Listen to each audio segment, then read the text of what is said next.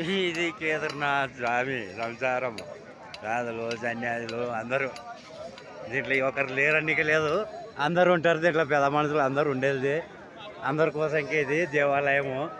ఈ దేవాలయం చూడండి అబ్బా, ఈ స్వామికి వచ్చామే. భగవంతుడు బాగు కష్టమే, కానీ వారి వారి ప్రేమను బట్టి ఉంటుంది చూడండి అన్న. అందరికంటే దర్శనం అయిపోయేది కష్టమే. వారి వారి జన్మోత్సవం, వారి వారి ప్రేమము, వారు చేసుకున్న పుణ్యఫలాన్ని బట్టి ఈ యాత్ర, తీర్థయాత్ర అనేది ఇది చార్ధామ యాత్రలో ఒకటి. కానీ ఈ యాత్ర అందాలంటే కూడా మహా గొప్పే.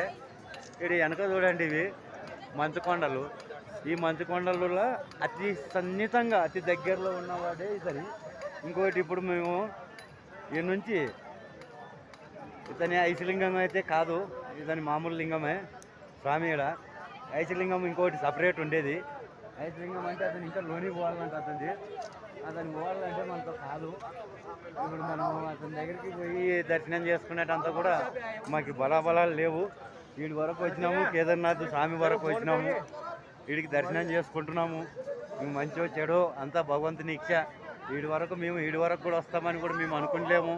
మాకు ఈ దర్శనం అబ్బుతుందని మేము ఈ చార్ధామ యాత్రలో ఈ పెద్ద మంచి లింగంని వచ్చి మేము తాకుతామని మేము కళ్ళలో కూడా ఊహించలేదు.